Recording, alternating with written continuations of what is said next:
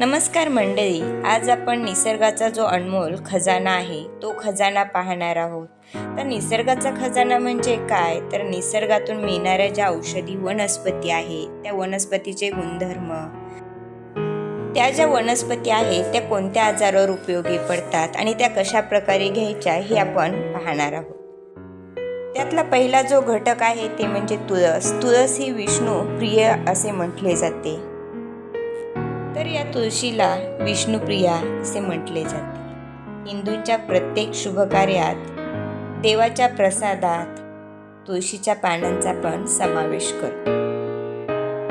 जेथे तुळशीची रोपे अत्याधिक प्रमाणात असतात तेथील हवा शुद्ध आणि पवित्र राहते. तर तुळशीच्या पानात एक विशिष्ट तेल असते जे वायू विषाणुयुक्त व शुद्ध करते. मलेरियाच्या विषाणूंचा नाश सुद्धा तुळस करते. जर आपण तुळशीजवळ बसून प्राणायाम केले तर त्यामुळे कीटाणूंचा नाश होऊन शरीरात बल, बुद्धी, ओज यांची वृद्धी होते. त्यामुळे नेहमी प्राणायाम करायला तुळशीच्या जवळच बसावे. प्रातकाळी म्हणजेच सकाळी उठल्याबरोबर अनुशापोटी तुळशीच्या पानांचा रस व पाणी प्यायल्याने बल, तेज आणि स्मरणशक्ती वाढते. तुळशीत एक विशिष्ट क्षार असतो.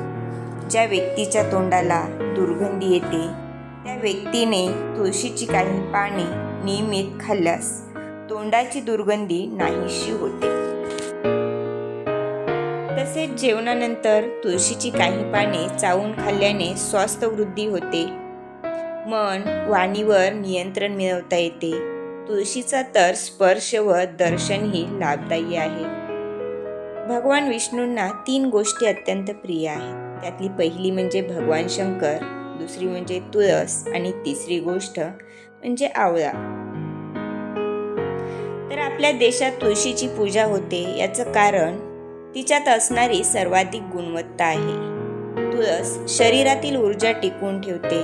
तुळशीची माळ धारण करणाऱ्याला अनेक रोगापासून मुक्तता मिळते. तुळशीचे पान एक उत्कृष्ट रसायन आहे. तुळस उष्ण व त्रिदोषनाशक आहे. तर रक्तविकार, ताप, खोकला, वायू व कृमी यांचा नाश करणारी आणि हृदयासाठी हितकारक आहे.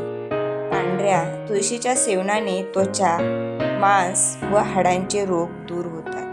तर तुळशीची पाने व मुळे तापात उपयोगी आहेत. वीर्यदोषात बी उत्तम आहे. ताप आल्यास तुळशीची पाने आणि मुळे खावीत.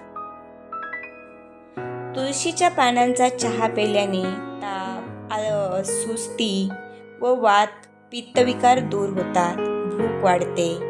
तुळशीच्या चहात तुळशीची पाने, बडीशेप, वेलदोडा, पुदिना, सुंठ, मिरे, ब्राह्मी, दालचिनी यांचा समावेश करतात.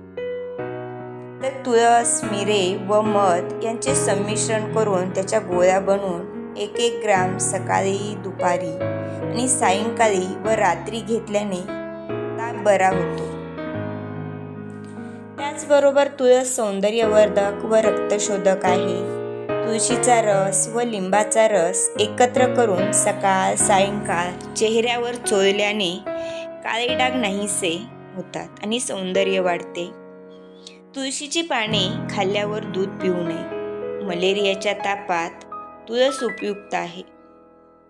ताप, खोकला, दमा या रोगामध्ये तुळशीचा रस 3 ग्रॅम, आल्याचा रस 3 ग्रॅम व 1 चमचा मध घेतल्याने लाभ होतो. यामुळे कफ बाहेर पडून दमा बरा होतो. तर तुळशीच्या रसात मीठ घालून त्याचे थेंब नाकात टाकल्याने मूर्छा नाहीसा होतो. उचकी थांबते. तुळशीच्या सेवनाने किडनीची कार्यक्षमता वाढते.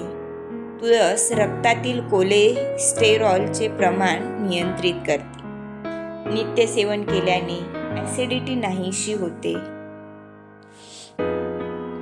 स्नायूचे दुखणे असेल, सर्दी असेल, पडसे असेल, मेदबुद्धी असेल, मासिक पाळी संबंधित तक्रारी, लहान मुलांचे आजार विशेषतः म्हणजे सर्दी, खोकला, जुलाब, उलट्या मध्ये लाभदायक आहे. तर तुळशीच्या रसामुळे जठराग्नी प्रदीप्त होतात. तुळस कृमीनाशक आहे. हृदयरोगात तुळशीचा आश्चर्यजनक लाभ दिसून आलेला आहे. आतड्यांच्या विकारावर तर तुळस रामबाण उपाय आहे. फ्रेंच डॉक्टर विक्टर रेसिनने म्हटले आहे, तुळस एक अद्भुत औषध आहे. त्याला इंग्लिशमध्ये वंडर ड्रग म्हणतात. तुळशीवर केलेला जो प्रयोग आहे, या प्रयोगामधून सिद्ध झाले आहे की रक्तदाबाचे नियमन असेल, पचनक्रियेचे नियमन असेल किंवा रक्तकणिकांची वृद्धी असेल, मासिक वेदामध्ये तुळस अत्यंत लाभदायक आहे. तसेच तुळस रोग तर नाहीसे करतेच, त्याचबरोबर ब्रह्मचर्य रक्षणात व स्मरणशक्तीच्या विकासात अनमोल सहाय्य करते. मलेरिया व अन्य प्रकारच्या तापामध्ये तुळस अत्यंत उपयुक्त असल्याचे सिद्ध झाले आहे. तर अशी ही निसर्गाची जी देणगी आहे, निसर्गाचा जो खजिना आहे, तो खजिना जपण्याचं काम करा. प्रत्येकाच्या दारामध्ये कमीत कमी एक तुळशीचं झाड तरी असलं पाहिजे. धन्यवाद. जर तुम्हाला माझा व्हिडिओ आवडला असेल तर व्हिडिओला लाईक करा, सबस्क्राईब करा आणि बाजूचे बेल आयकॉन प्रेस करा, म्हणजे नवीन व्हिडिओ आला की नोटिफिकेशन मिळेल.